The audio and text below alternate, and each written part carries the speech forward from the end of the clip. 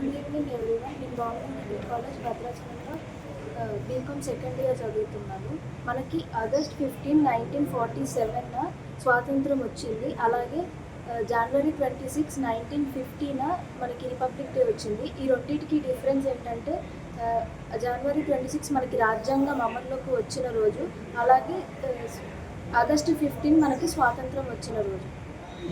ఎన్ని సంవత్సరాలు అవుతుంది? 80. మనకి భారతదేశానికి స్వాతంత్రం వచ్చి ఇప్పటికీ 80 సంవత్సరాలు అవుతుంది.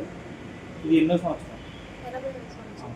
ఇది 80వ సంవత్సరం. రిపబ్లిక్ డేని మనం జనవరి 26 చెప్పుకుంటాం. దానికి దీనికి ఉన్నటువంటి డిఫరెంట్.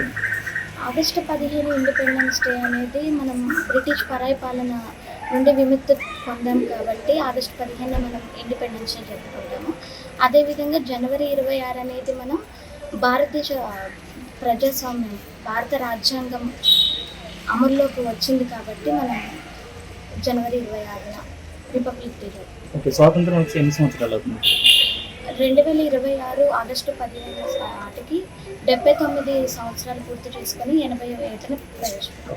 ఇండిపెండెన్స్ డే బ్రిటిషర్స్ ఎప్పుడైతే ఇండియాకి ఫ్రీడమ్ ప్రకటించారో దాన్ని మనం ఇండిపెండెన్స్ డేగా చెప్పుకుంటాం. ఆగస్ట్ 15, 1947లో మనకి బ్రిటిష్ వాళ్ళు ఇండిపెండెన్స్ డే అయితే ఇవ్వడం జరిగింది. What is the difference between Independence Day and Republic Day? Independence day British వాళ్ళు మన భారతదేశాన్ని రూల్ చేసేటప్పుడు మన వ్యతిరేకించడం జరిగింది. వాళ్ళ రూల్ మన భారతదేశంలో ఉండకూడదని. సో ఆ రూల్కి ఎగనెస్ట్గా ఇండిపెండెన్స్ ఫ్రీడమ్ ఫైట్ చేశారు. ఫ్రీడమ్ ఫైట్ చేసి ఫ్రీడమ్ ఇచ్చింది మన ఇండిపెండెన్స్ డే అని చేసుకున్నాం. రిపబ్లిక్ డే అంటే డ్రాఫ్టింగ్ కమిటీ అనేది 1949లో ఒక కాన్స్టిట్యూషన్ దాన్ని నవంబర్ 28న అడాప్ట్ చేసుకుంది. అది మన ఇండియాలో స్టేట్ రూల్ అనేది ఎలా ఉంది,